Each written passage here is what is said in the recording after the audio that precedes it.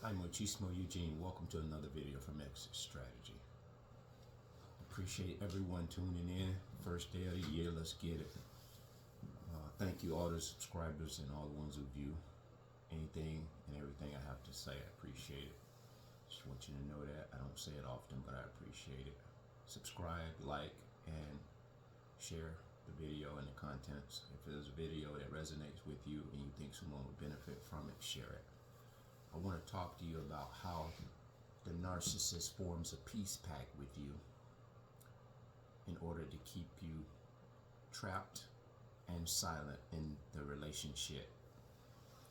They form peace pacts, and I'll elaborate a little bit. Let's say when you meet a narcissist, what they generally do, a lot of them, after intimate encounters, or they get very comfortable with you, sometimes even in the first date, they will share something with you. I'm not going to mince words today. They will share something very grotesque, perverted, and downright disgusting. Sometimes it'll be a sexual thing they will share with you, and they will bring something up to the effect of, I never told anybody this, but one time I did blah, blah, blah, blah, blah. They'll tell you where they had sex at or something like that. And you may say, well, you know what? We've all done some crazy, risque stuff. But in what they tell you and how they tell you, first of all, you'll say, wow, you know, we haven't even finished dinner and this person is telling me this stuff.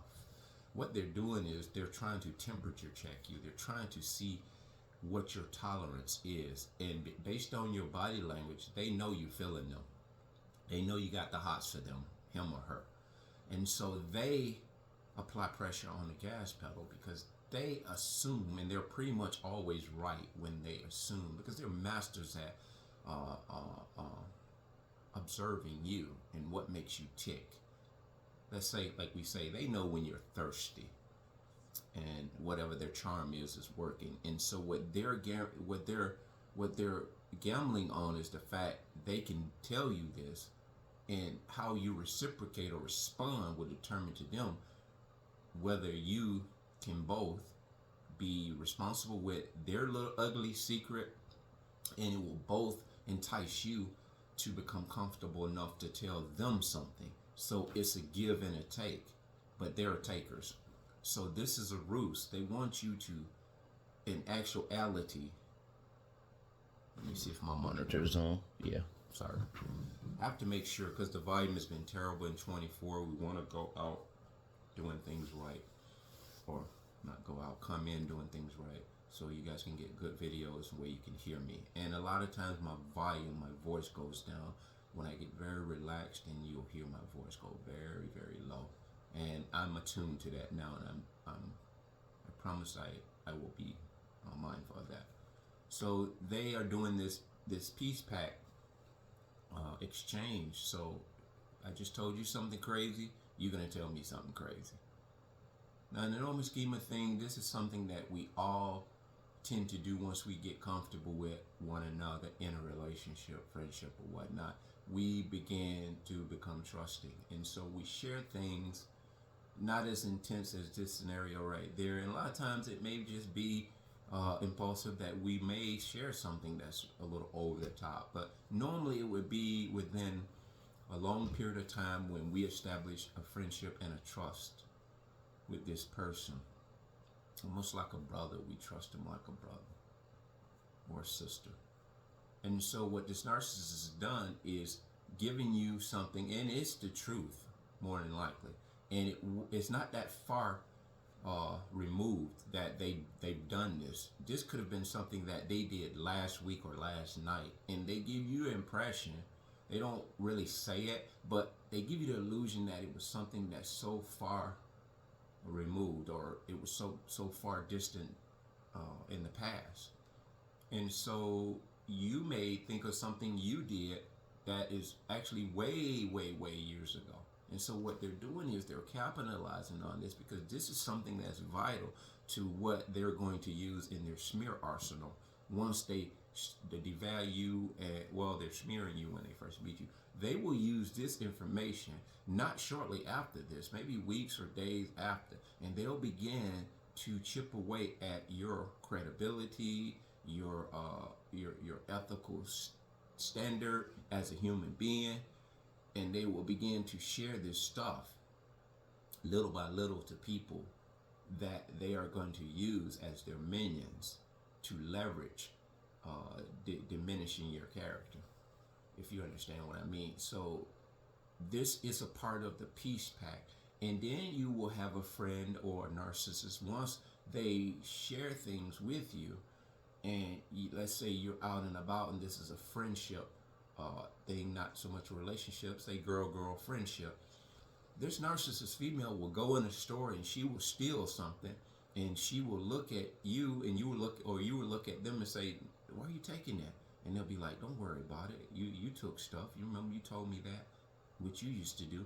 And so you readily remember you shared something with them. So they're dry snitching right in front of your face. They're telling you, they're running back what you told them in confidence. And they're airing it out back to you. Thereby it brings about a certain amount of embarrassment, even though they're just talking to you.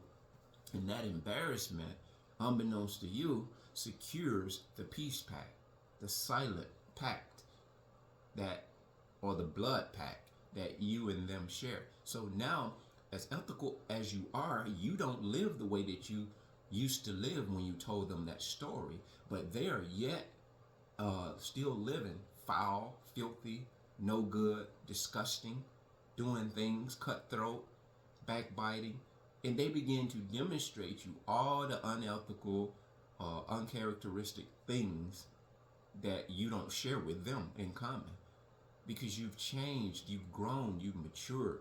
And so now you're at a standstill where they're in this store stealing something, you're with them. So you have choices, but you end up deciding to just go along to get along. So you keep your mouth shut.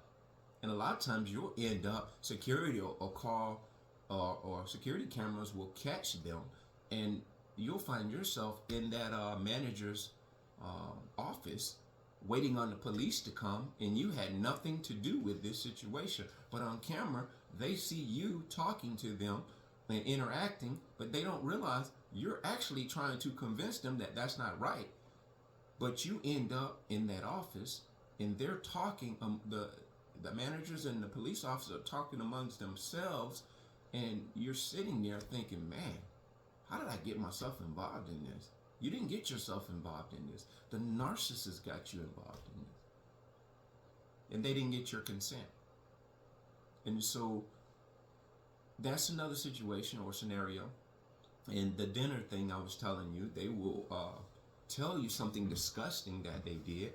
They'll tell you they made a porn video of sorts, and it was some things in that they tell you that are just way off the Richter of just normal sexual interactions. And I mean, you use your own imagination. They'll tell you some stuff that will rival anything that you can imagine. And this is not even knowing you as a human being. They will share this with you. And you're in your mind, you're like, man, how are they so comfortable with me to tell me that? And I don't think you're running that tape in your head like that. Again, they see that you're captivated and you're interested and you're in tune to them physically.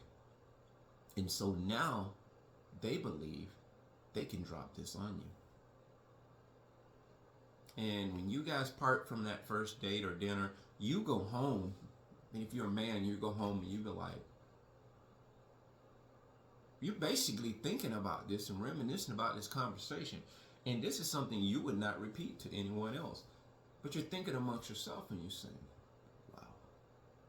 And you end up convincing yourself out of what your intuition is telling you, like, man, this is just straight creepy, disgusting, appalling. You should be like listening to intuition that's saying abort mission. But because you were captivated by the curves, by the eyes, by the hair, by the hips, by the muscles, by the handsomeness, or the smooth debonair demeanor of him, you go along to get along. And you say to yourself indirectly, man, I can't pass on this because I haven't even got to first base on this. You know where I'm going. Let's keep it real.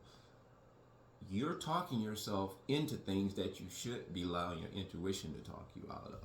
And before you know it, 6 months later, you're involved with these people, per the narcissist. And you have shared one or two things with them. And indirectly, you get a little more comfortable because you're blinded by this lust that you think is love. And a lot of times us empath and chosen one, we are watering that relationships in truth and authenticity. We're trying to grow in love and appreciation. And a part of love is loyalty. But our loyalty gets skewed because now our loyalty is skewed in all the little dirty little secrets that we have exchanged, starting with that first one at the dinner table. They gave you a dirty piece of information. You gave them a dirty piece of information. And so now your character is on the line and you don't know it. And so when all hell breaks loose with the narcissist, now you have all of this information that you've entrusted to them. And you begin, when you wake up and you learn about narcissist personality, now you start thinking, man, I told them this, that, and the other.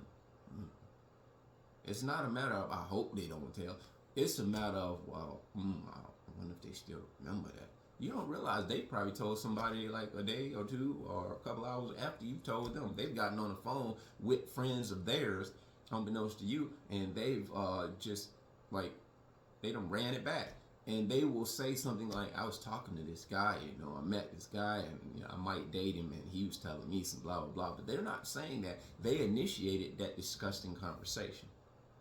And they'll have it seem like you came out of pocket and just gave you overshared, not even knowing them on the first date. This is how the word is, you know where I'm going with that. This is how, not deflect, but project. They project this identity upon you when they, in fact, brought up a disgusting conversation. And this formed a peace pact. This formed a loyalty peace pact. Unbeknownst to you, this is what it was forming. They were trying to secure your loyalty and allegiance. So when, in fact, things even get bad, you stick it out because you have both invested some very, very critical, delicate, intimate things with one another. So you're thinking, man, they've shared some things with me that they've not told anybody else. And I've shared some things with them that I've told nobody else. But you don't realize they've told everybody your stuff. And they've told probably every supply that they've met the same thing, that same one-liner. And that story have been told to everyone. If you could go back and talk to past supplies that they've had and say, well, you know what, when they first met you, did they say A, B, C, D, E, F, G in that order? And they'll be like, yeah, they said it in that order, in that harmony. And when they stopped at Q, R, S, T, U, V, they stopped W, X, and Y, and Z. It is just a repetitive cycle that they're on. Hope you following me, guys, because I know a lot of us have experienced this.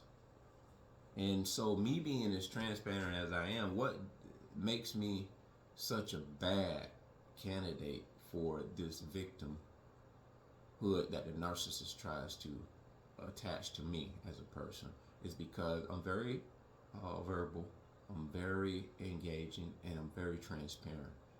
There's not many things about my life that